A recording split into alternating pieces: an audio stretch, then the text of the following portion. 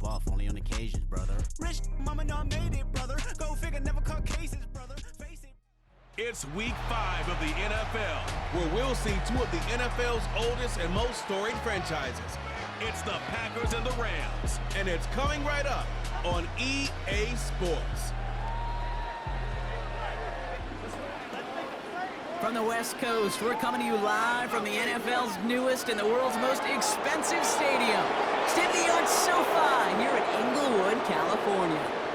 And just like that, the season has reached October. Joined by Brock Hewitt up here in the booth, I'm Kate Scott. And Brock, I don't know about you, but I just feel like the smells start to change in October. It just really starts to smell like fall, smell like football, second month of the regular season. And these next few games take on a greater importance moving forward.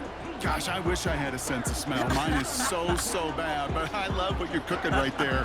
And I love this stretch of games because it makes a lot of teams contenders and a bunch of the other sellers as the trade deadline arrives here at the end of the month. You're going to hot streak heading into Halloween and things will be looking great. But flounder this month, and you may end up seeing some of your buddies shipped off and playing elsewhere.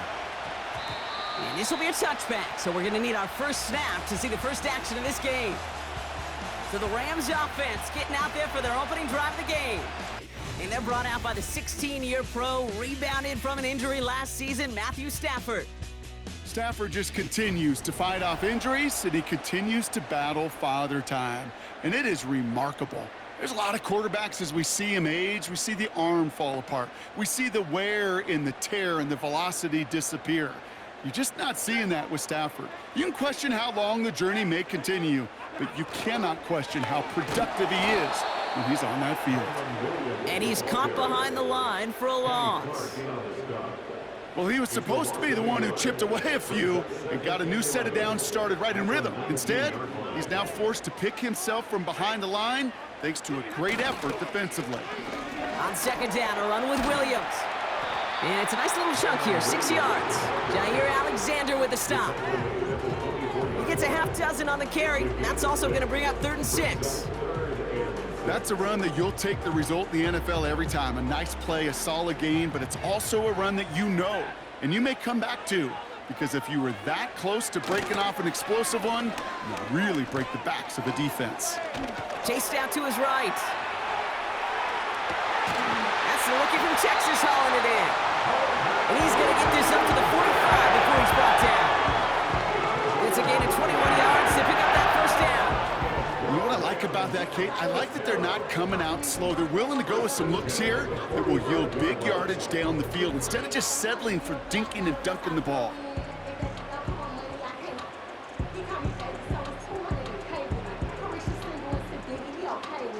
Ball on the 45, 1st and 10.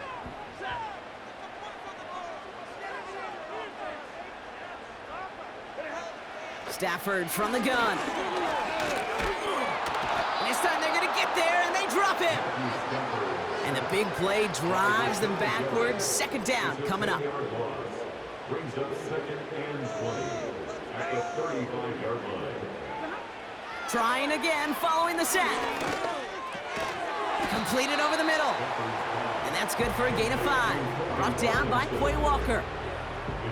He's just one of those guys, Kate. Even when he's not open, he's still a target thanks to that physicality and his ability to just play bully ball.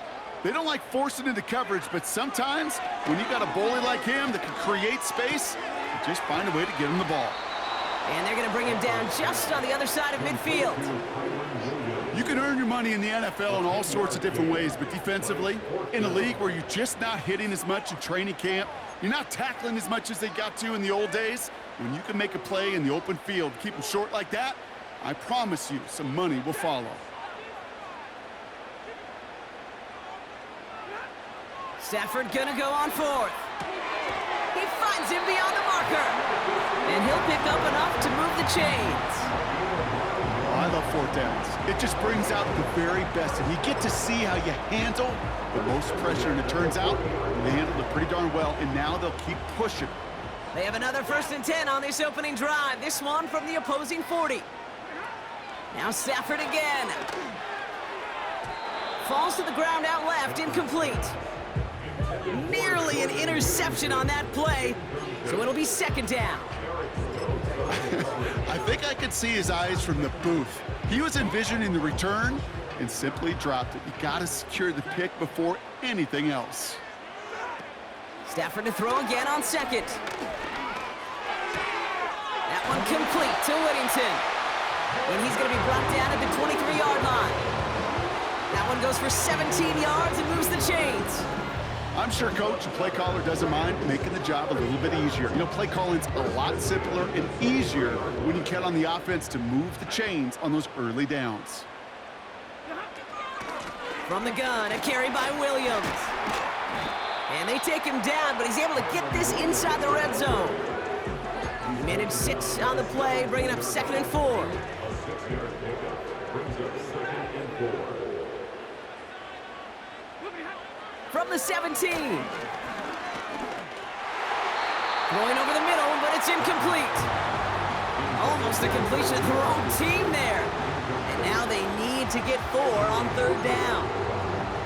Oh, that was such an opportunity lost. They were looking for a way out without giving up any points on the series. And instead, well, he just couldn't quite hang on. Stafford now on 3rd down. Complete beyond the marker. And they get this down to the 7-yard line. A nice pickup of 11 there, Brock, and they'll have 1st and goal to figure out.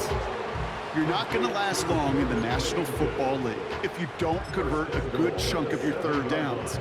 Nice find there to continue the series. This drive has been excellent. A few shots now. It's starting with 6 as they come up on it. 1st and goal. Up the gut they go with Williams. And he's only going to get 2 or 3 yards on that one. Hey, I get it on 1st and goal, right? A lot of teams like to be conservative and limit risk. Even if a run is stopped short, you still got 2, sometimes 3 downs to play with. Williams has nothing on that run. They stand strong and stop him at the 2. Offense up to the line fast. A 2-yard pickup brings up 3rd and goal. They'll look to run with Williams. And once again, he doesn't manage much before getting brought down. Offense in the hurry up here. A 2-yard gain. It's now 4th and goal. Going for it, it's Williams. When he gets in, touchdown! The Rams drive the length of the field and take a 6-0 lead. Kyron Williams, the touchdown. Well, they took a gamble, and it paid off with a touchdown on 4th and goal. And to do it on the ground at that, that's a confidence builder.